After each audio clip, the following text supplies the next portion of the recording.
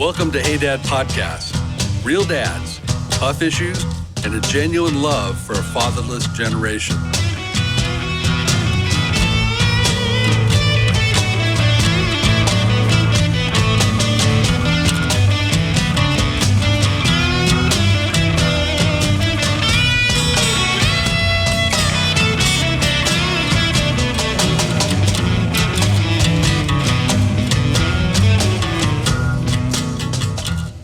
Hey, welcome to the Hey Dad Podcast.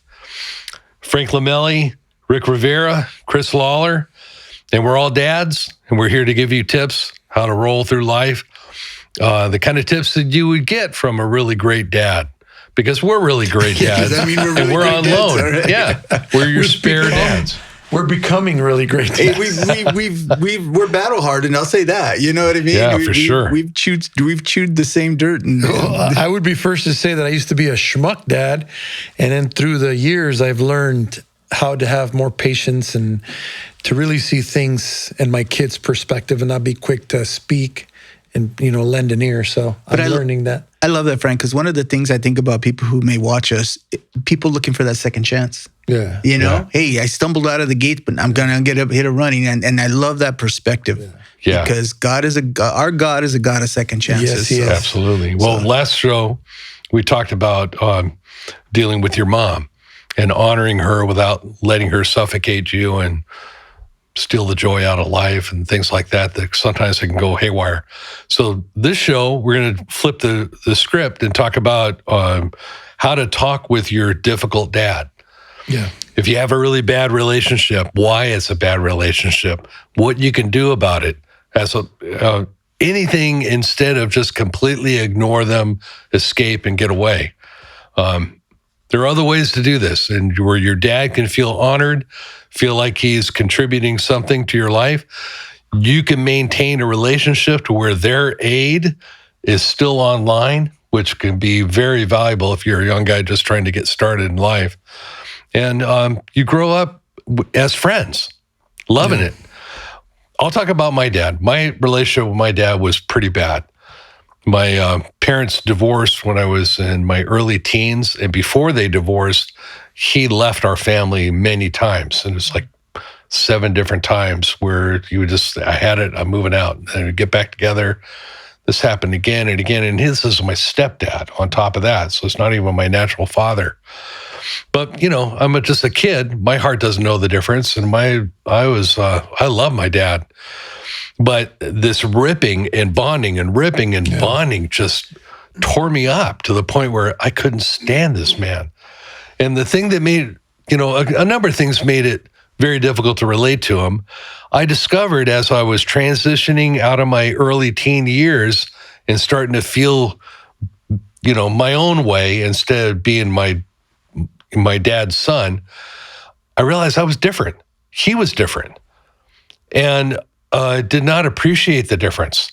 And I got to the point where, you don't even know me. You have no right to even talk to me. You know nothing about me. And my dad, of course, dropped right into that gear of you smart ass, get over here and I'll, like inviting physical power up moves that he thought would dominate and crush me. And we butted heads like 2 rams, a young and an old, but wanted to slam all the time. And it ruined my relationship with him for many years until he got saved. Oddly enough, he became a Christian later in life. And then our whole relationship was completely restored like a miracle. But we went through a long desert time of just having no relationship.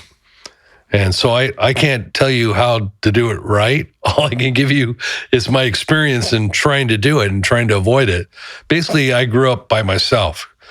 And my dad he just didn't know the slightest thing about me. He didn't know what my mom knew me.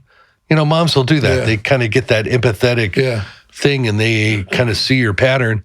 And she couldn't represent me to my dad. She didn't interpret me to him well because they had their own conflict going on, But my dad, his play was basically, once you get to a point where you're a smart ass, then you're on your own. Even if you're living in the house, I'll just ignore you, And that's not a good way.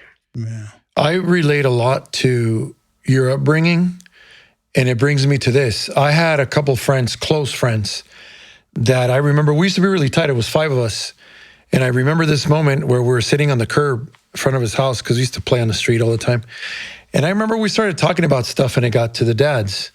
And I remember he got really bummed out. I forgot for what reason we brought up the dads, but he got really bummed out and said, you guys are lucky because your dad is home. He says, for me, it really sucks because I don't even know who my dad is. And in that instant, I told him, I said, hey, let me tell you something, dude. I said, I would much rather not know my father than to have my father in my home and him not even and him act like I don't even exist. But I know he's there. I said, I have a father who doesn't talk to me, doesn't take me nowhere, doesn't do anything with me. The only thing he thinks he's doing as a father is he's providing. And at that time, I didn't have a relationship with Christ. I was very young. And so I thought, well, yeah, okay, well, he, good thing he's providing. But later in life, as I got to know the Lord, he wasn't even really the provider. God is the provider of all things, But in any case, that's the thing is that sometimes if you guys don't have a dad, if you feel that, man, it sucks for me because my dad, I don't even know who he is, or I know who he is, but he doesn't care. I lived seeing my dad. My dad never left us, but he was gone. So I saw that man doing all the things he loved to do. He worked on cars because he loved cars. Never invited me to be next to him, hand him a wrench, talk to me about a carburetor. And that was his hobby, cars. And then he was also really good at doing sculptures out of wood, I never took, the saddest part was when I was older, I didn't like driving anywhere with my dad. As he got older, he was like, well, why don't we go to the auto parts, right? It's almost like he was reaching at the bottom of the barrel to see if maybe he could just get me to go with him. It was so awkward because we were driving. We had nothing in common. Yeah. And I'm a talker. So I would just be thinking of in my head, this was how stressful it was. He's driving quietly and I'm kind of looking at him thinking, I got to say something because I can't handle the silence.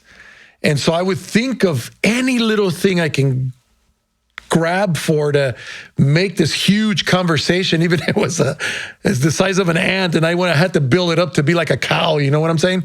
And so I would start talking about something, but the only thing he'd be trying to be like, yeah. And I'm like, oh man, it was tough. But that's how much we did. We calls to mind the conversation in The Simpsons where that Dorcas guy goes out on a date with Lisa and like, so you like stuff? That was me, basically. Isn't there a lot of cool stuff? Right. Yeah. Then he looked down and was like, what stuff? Yeah. What stuff you talking about? That's painful. But that's how sad it was. Yeah. And forwarding it, I wasn't a good dad.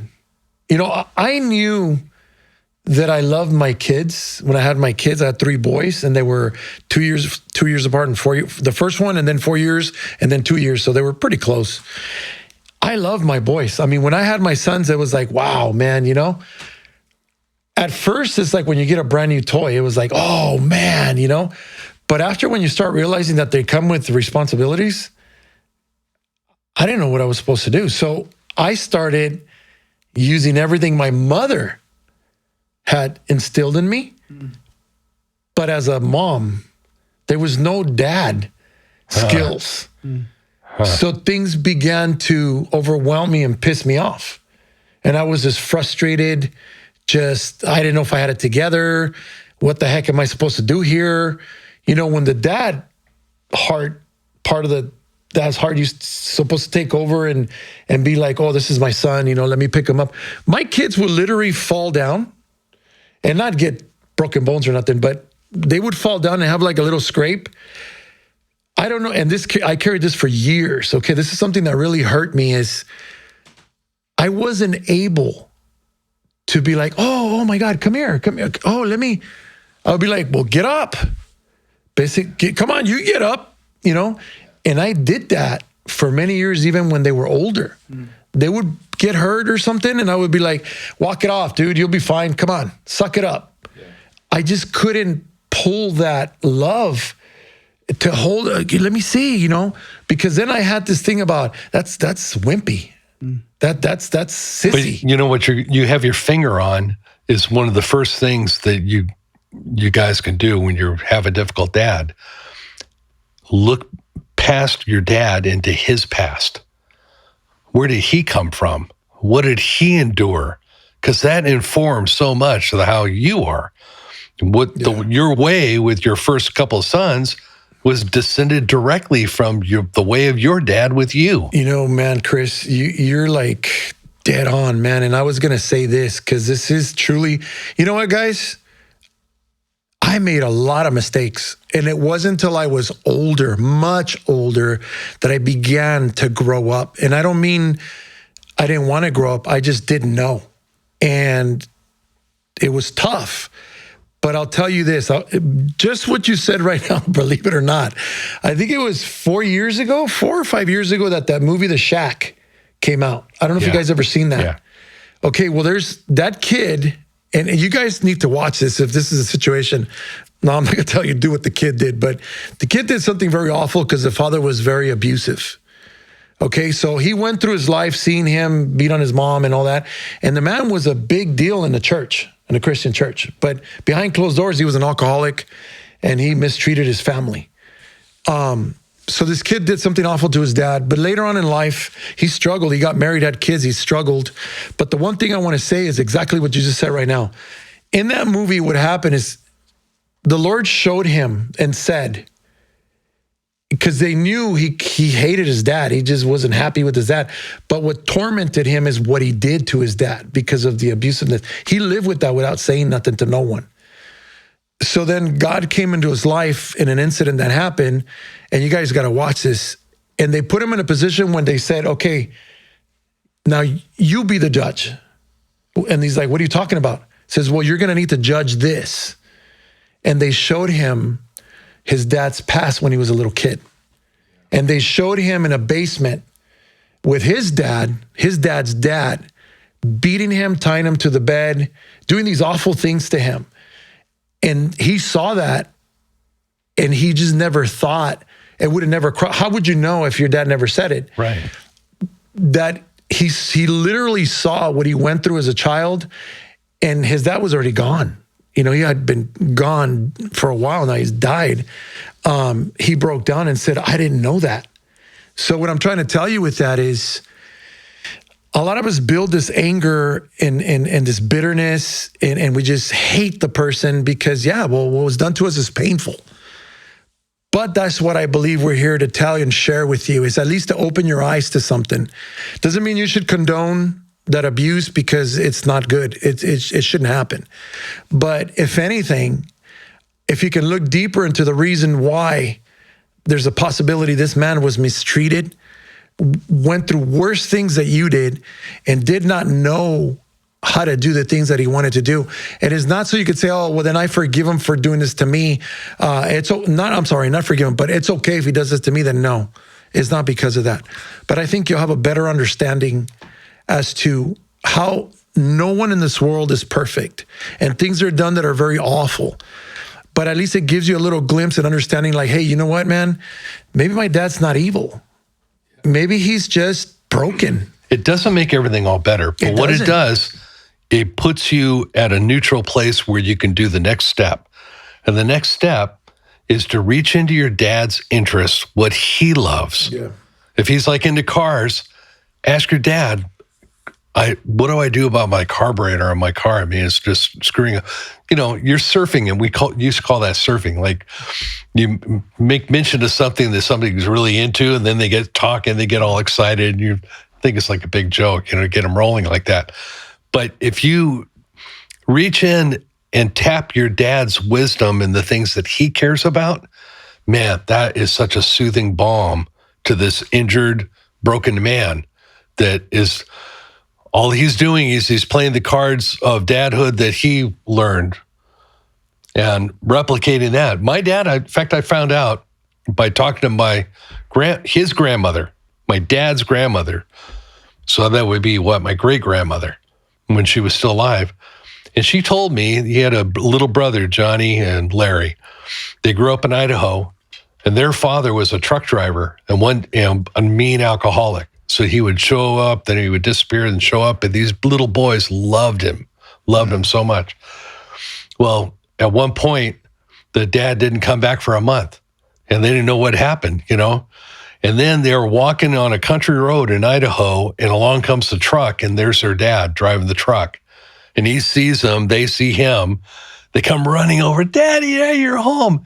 And Dad says, yeah, I've been on a long thing, so why don't you meet me in town? I'll buy you all, a malt. And I got to drop this off, but meet me in the town. Then they left.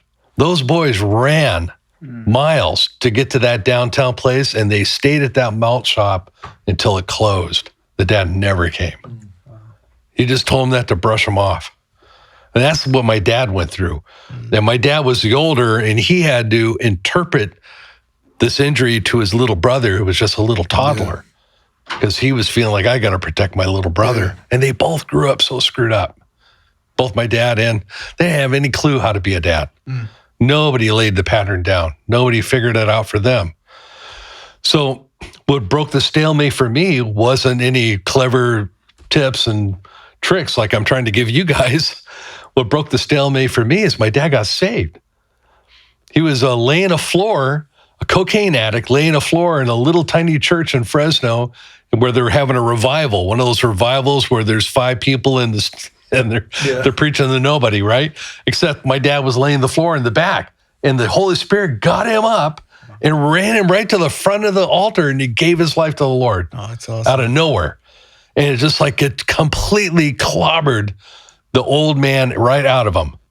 And he became something complete. And so we didn't get restored until 5 years later because I didn't believe anything. I was like, this guy's just another trick he's playing, right? But the time came where there was a birthday party for my daughter, my teenage daughter, and my dad said he's going to show up. And my sisters had kind of got clued up that this is not the same guy you were dealing with before, but I wouldn't believe it, And, he's coming? Great. There'll be a chance for me to really clean house. And I got my case, how you screwed me over, what a jerk you were. And he showed up, he walked up, it just was not the same guy. And everything I had against him just fell to the floor like plates. Yeah. It's just, he wasn't the same guy at all. The Holy Spirit had just changed him. Didn't make him perfect. Yeah. He still was kind of screwed up, and he continued to do screwy things until he died. But he completely changed this man. Yeah. You don't want to wait till your dad gets saved. No. You want your dad to get saved for sure, but it's not practical to wait that long. My dad got saved, and before he got saved, I remember I was about 16.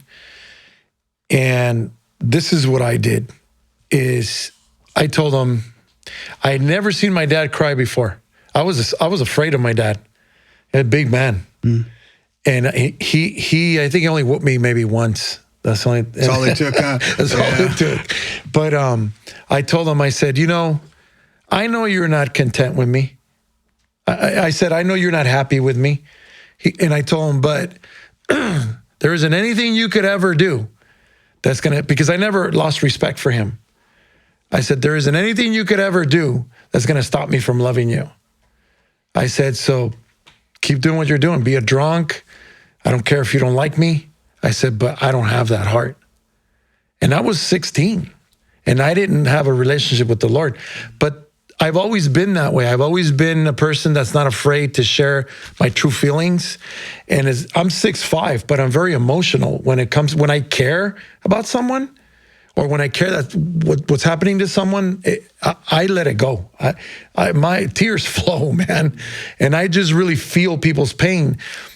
And that time I was an angry young man because I was allowing my father to get in my head, and I was fighting all the time. And I wasn't a guy that would beat everybody up. Literally, sometimes, most of the time I get my butt kicked, but that enraged me even more to where people thought I was psychotic. And so, but when I told him that, he stared at me, and it was like a ton of bricks just hit him. I wasn't expecting that. I told him that. And it's because he pissed me off because he said something to me and I just told him that. And he just stared at me and it was like quiet again. It was like silent. And then tears began to roll down his eyes and he didn't say nothing. He just looked at me and then he kind of like nodded his head up and down. And then he just turned around and kept working on his car. And I was left like, did something happen? Yeah. What happened? Now, he stopped being such a butt to me, but he still continued in his drinking. He's still, you know. Yeah. But ever since then, something changed. It's almost like he got respect for me. He had respect for me, you know. And as I got older, I mean, he wasn't telling me nothing anymore because, well, he was shrinking and I was growing. Yeah. So, but I mean, that's what I did. And I saw a change. And then later on, my dad accepted the Lord, you know, and because my mom did, and he followed my mom everywhere. Even though he was a pain in the butt, he followed my mom everywhere. He was never away from my mom. And then he got better. Then my mom passed away and he went back to being bitter because he blamed the Lord that God took, you know, his wife away. Yeah. So then I found out, because I was living in his home, I found out that that's the reason why he's always been the way he was. Because he grew up in a Catholic church. His father died when he was very young from lung cancer. And he blamed God then that God took his father when he was very young, never got over it, became really angry. The way my grandfather wasn't a drinker. So I guess with his friends, he was a cool kid. So with his friends, they started drinking. I guess that's how he dealt with it.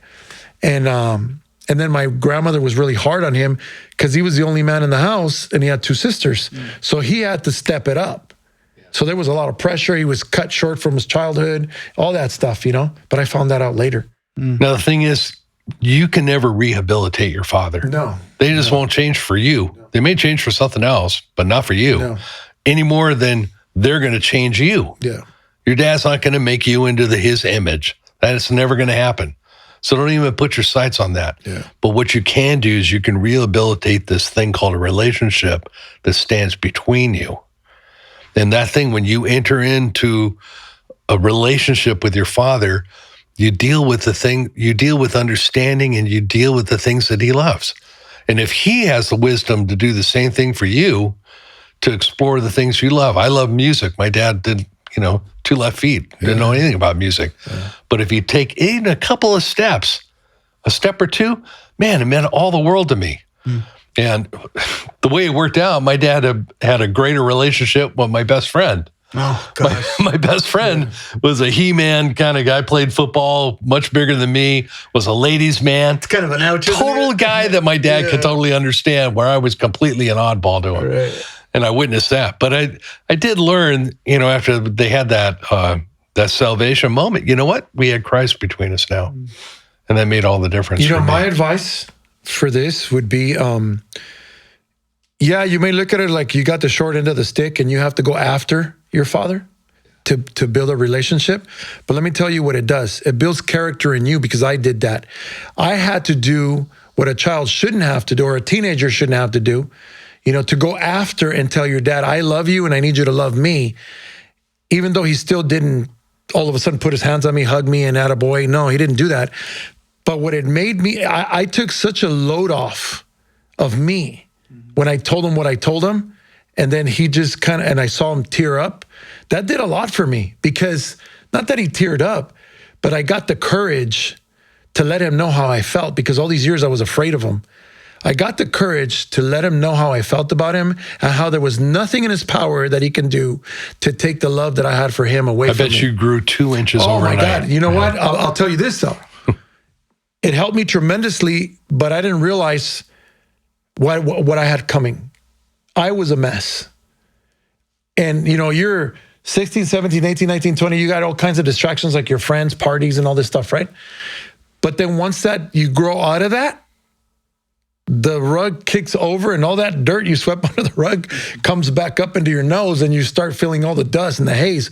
So it took me years, up until probably from the age of 23 to probably the age of 41, to really understand what I'm supposed to be as a man, what God tells me that I'm supposed to be as a man. And when I heard that I was supposed to be the head of the house, the minister in my house, to bring order in my home, I was like, what are you talking about, dude? I thought I was cruising now. Right. And then, all this pain and hurt came. So for me, the way that I tried to do it on my own. I didn't self-medicate. I didn't use drinking or drugs or nothing, but I try to be the funniest guy in the group. I try to be the coolest guy in the group. I accomplished those things, but it got me nowhere because at the end of the day, I was alone with all my problems. But what I did was I came to the church through a friend, received Christ, and then I began that refining process. I started to find out who I really was.